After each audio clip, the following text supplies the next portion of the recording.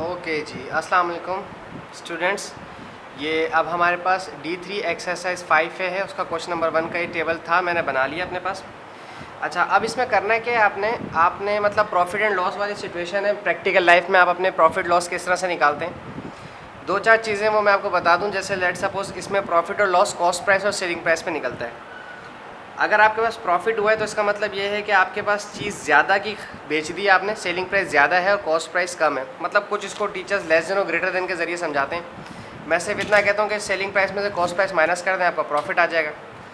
और अगर आपने चीज़ नुकसान हुआ है तो नुकसान होने की सूरत ये होती है कि कॉस्ट प्राइस ज़्यादा होती है, आपने एक चीज़ महंगी खरीदी थी और उसे बेच सस्ते में देते हैं, कम में बेच देते हैं, तो आपको लॉस हो जाता है। फिर अगर आपका प्रॉफिट परसेंट का फार्मूला होता है तो उसमें आता है profit divide by cost price multiply by 100%। ये सिर्फ उस सूरत में होता है जब profit as a percentage on cost price मांगा जाए, तब कॉस्ट प्राइस लेते हैं, वरना यहाँ पर सेलिंग प्राइस भी आता है डिनोमिनेटर में, ठीक है। और इसी तरह से लॉस परसेंटेज का हमारे पास फार्मूला था loss divide by cost price if they have asked कि यहाँ डिनोमिनेटर में कॉस्ट प्राइस रखा जाएगा। अगर सेलिंग प्राइस बोलेंगे तो हमें सेलिंग प्राइस रखना पड़ेगा। आ जाते हैं क्वेश्चन नंबर 1 पे। क्वेश्चन नंबर 1 पार्ट ए में कॉस्ट प्राइस दी हुई $40, यानी कि एक चीज़ आपने $40 की परचेस की है, कम डॉलर्स की परचेस की है और आपने उसे ज़्यादा डॉलर्स की बेच दी, $45 की बेच दी। दिस इज अंडरस्टूड कि आपके पास प्रॉफिट हुआ है $5 का। मुझे यहाँ कुछ करने की ज़रूरत नहीं है, मैं यहाँ $5 लिख देता हूँ क्योंकि 45 में से 40 माइनस करना पड़ेगा तो $5 आएगा। प्रॉफिट हो गया। अब निकालना है profit percentage. Part A profit percentage का फॉर्मूला, अच्छा इसमें रिक्वायरमेंट में दिया हुआ है कि ऑन अ कॉस्ट प्राइस, ठीक है। तो प्रॉफिट अगर नहीं भी बोलेगा तो हम कॉस्ट प्राइस का ही फॉर्मूला कॉस्ट प्राइस ही लगाएंगे डिनोमिनेटर में। अगर उसे सेलिंग प्राइस लगवाना होगा तो वो मेंशन करेगा एग्जामिनर हमें कि ऑन सेलिंग प्राइस मालूम करें।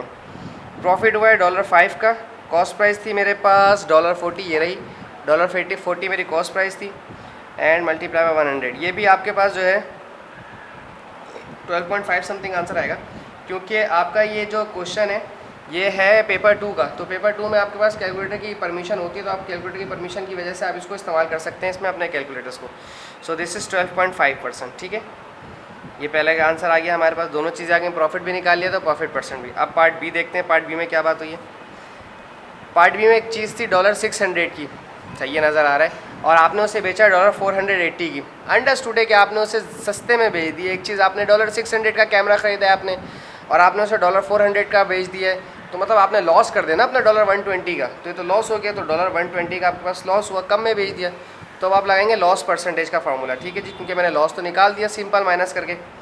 अब आप लिखेंगे अपना loss percentage is equals to loss upon CP multiply by 100 percentage का साइन के साथ। लॉस हुआ है मुझे $120 का। जब $120 का लॉस हुआ है कब, जब मुझे $600 की चीज़ पड़ी थी विच इज़ 100 से सॉल्व करें, 6 1 6 6 2 12 20%। तो मुझे जो लॉस हुआ है वो हुआ है लॉस 20% का मुझे लॉस हुआ है, ठीक है, हो गया, सही है, सिंपल है। पार्ट सी चेक कर लेते हैं। पार्ट सी में कह रहे हैं आपके पास सिर्फ कॉस्ट प्राइस दी हुई है $88,000, ठीक है, सही है, $88,000 आपके पास दिया हुआ है और प्रॉफिट परसेंटेज दिया हुआ है आपके पास 4%। मतलब इतना कोई टेक्निकल क्वेश्चन नहीं है। अमूमन इसमें स्टूडेंट बड़े पजल हो जाते हैं कि इसमें क्या करना होता है। देखें, आपके पास सबसे पहले आपको इसमें प्रॉफिट अपना निकालना है या आपको अपनी सेलिंग प्राइस निकालनी है, आप डिसाइड कर लें कि आपने सबसे पहले क्या निकालना है। मैं यहाँ पर कोशिश करूँगा कि मैं सबसे पहले इसकी सेलिंग प्राइस निकालूँ, ठीक है। सेलिंग प्राइस होती किस तरह से निकालने का तरीका, मेरे पास सेलिंग प्राइस निकालने का तरीका क्या होता है, कॉस्ट प्राइस को मल्टीप्लाई करवा दें आप प्रॉफिट परसेंटेज से, ठीक है। प्रॉफिट परसेंटेज से कैसे मल्टीप्लाई कराएंगे कि भाई मैं जो चीज़ ले रहा हूँ, मैंने जो चीज़ बेच रहा हूँ वो जितने की ख़रीदी है मैं उसके ऊपर 10%, 5%, 2%, 3%, मतलब जितने परसेंटेज में रखना चाहता हूँ कॉस्ट प्राइस पे। लाइक मैं अगर $10 की चीज़ ले रहा हूँ, मैंने $10 की चीज़ परचेज़ की और मैं चाहता हूँ मुझे 10% का प्रॉफिट हो, तो $10 को 10% से मल्टीप्लाई करवाएंगे और आंसर आ जाएगा। ये तो बहुत सिंपल सी बात थी, लेकिन यहाँ पर देखें प्रॉफिट दिया हुआ है 4% का, ठीक है। अब देखें यहाँ पर मैं एक काम करूँगा, ये बड़ा अजीब सा होगा, हो सकता है काफ़ी बच्चों को समझ आ जाए, उनके स्कूल्स में इसी तरह से करवा रहे हूँ। मैं यहाँ 4% के बजाय मैं 104 लिखूँगा।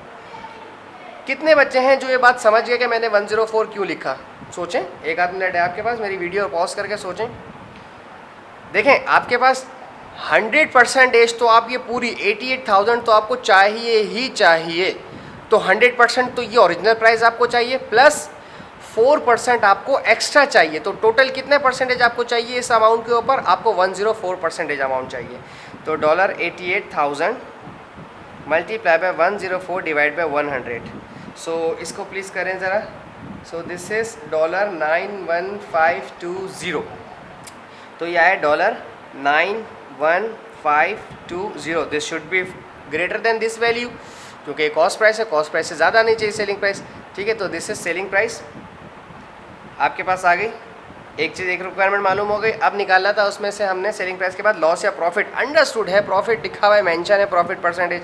तो प्रॉफिट का फार्मूला क्या होता है? आपने इस तरह से माइनस करना होता है। तो $91520 माइनस 88,000।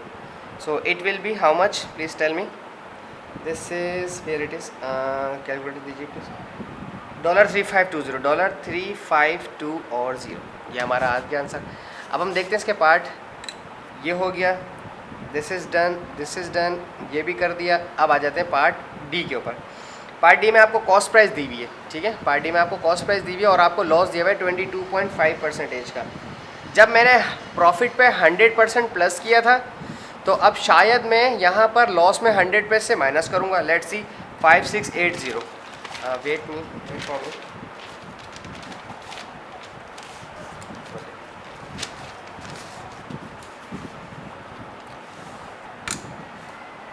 अच्छा जी, सबसे पहले आपने सेलिंग प्राइस निकालनी। सेलिंग प्राइस के लिए आपके पास cost price into loss percentage, क्योंकि अब आपको लॉस हुआ है। ठीक है, कॉस्ट प्राइस थी उस चीज़ की कितनी? पार्ट डी हम कर रहे हैं। कॉस्ट प्राइस थी $5680 मल्टीप्लाई बाय, अब आपको वैल्यू कम मिल रही है, 22% नहीं मिल रहा, और 22.5% का आपको नुकसान हुआ है।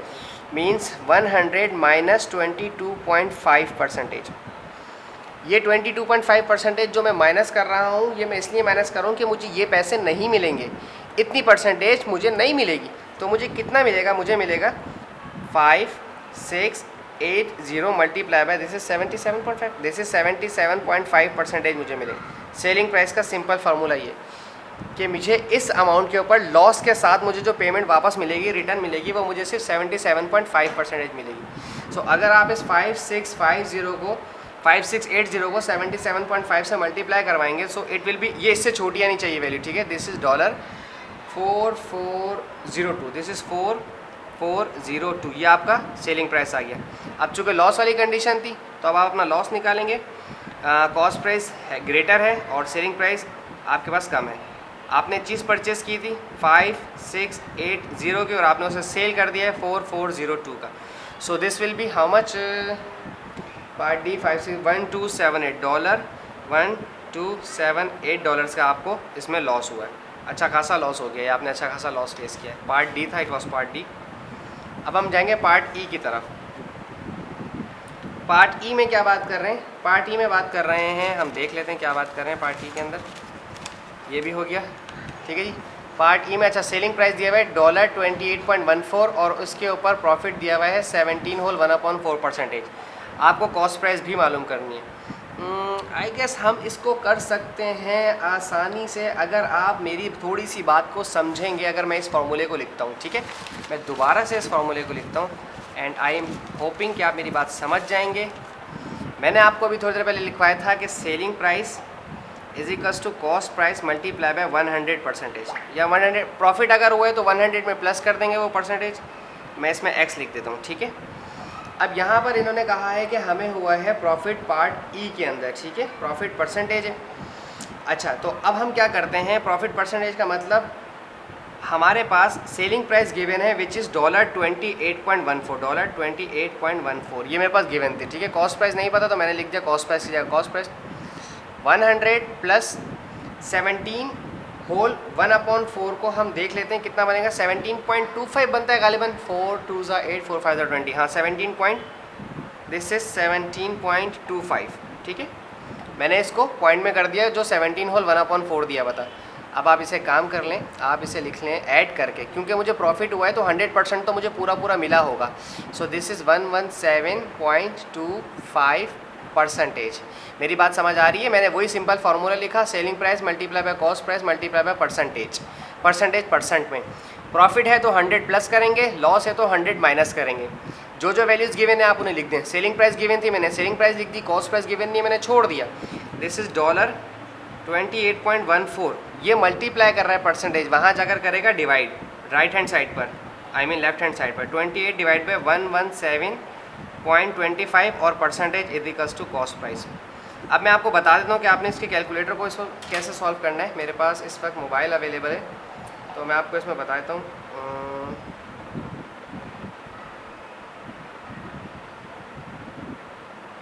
वेट अ मिनट, ये रिकग्नाइज नहीं कर रहा मुझे actually. Okay, this is it, ये रहा हमारा कैलकुलेटर। ये हमने खोला अपना कैलकुलेटर और 28.14, दिस इज़ 28.14 आपने इस तरह से लिखा। फिर आप डिवाइड का बटन दबाएंगे और आपके पास है 117.25 परसेंटेज। सो 117.25 और उसके साथ आप ये परसेंटेज का बटन है, आप इसे भी प्रेस कर देंगे। ठीक है जी, आपने नहीं देखना वहाँ क्या हुआ, उसने सिंपल आंसर दे दिया। उसने आपको आंसर दे दिया 24। अगर आप चाहें तो अपने इक्वल्स टू का बटन भी दबा सकते थे कैलकुलेटर के अंदर। तो दिस इज़ $24, उसने एग्जैक्ट आंसर दे दिया। तो ये वो कॉस्ट है जो आपके पास आपको चाहिए थी, यानी कि मेरी कॉस्ट प्राइस आई है $24।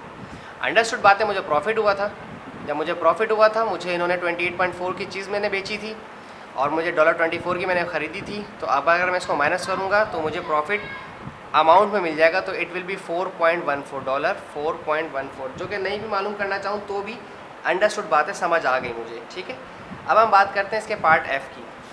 पार्ट एफ़ है हमारे पास, ये भी हो गया। ठीक है, अब पार्ट एफ है हमारे पास, दिस इज सेलिंग प्राइस। ये सेलिंग प्राइस है 506.85 और लॉस है 7% का। पहले प्रॉफिट था, अब लॉस है। ठीक है, आई होप समझ आ गया होगा आपको मेरा तरीक़ाकार। पार्ट ई, पार्ट एफ, फिर वही फार्मूला लिखूंगा, सिंपल फार्मूला लिखेंगे, selling price is equals to cost price multiply by, अब लॉस हुआ है। ठीक है, तो अब हम लॉस परसेंटेज लेंगे, पहले प्रॉफिट परसेंटेज था, अब हम लॉस लेंगे। और सेलिंग प्राइस था इसमें हमारे पास $506.85, 506.85। ठीक है, multiply by is equals to cost price की जगह कॉस्ट प्राइस मल्टीप्लाई बाय, और मुझे नुकसान हुआ था 7% का, यानी कि मैं 7% नहीं लूँगा, तो मुझे 100 में से माइनस करना है अपना 7%। ठीक है, so $506.85 is equals to cost price, और 100 माइनस 7 हो गया 93%। ठीक है, फिर आप ये मल्टीप्लाई कर रहे हैं, वहाँ जाकर लेफ्ट हैंड साइड पे डिवाइड करेगा। So cost price will be, अच्छा मैंने अरेंज भी कर दिया, 506.85 और डिवाइडेड बाय 93%। आप अपने कैलकुलेटर में लिखेंगे 506.85, डिवाइड का बटन प्रेस करेंगे, 93 के साथ परसेंटेज का साइन प्रेस करके इज इक्वल्स टू अपना प्रेस कर देंगे, तो ये आंसर दे रहा है $545। अंडरस्टूड बात है कि चीज़ ज़्यादा की, ये आपकी ज़्यादा की थी, 545 की थी, आपने कम की बेची।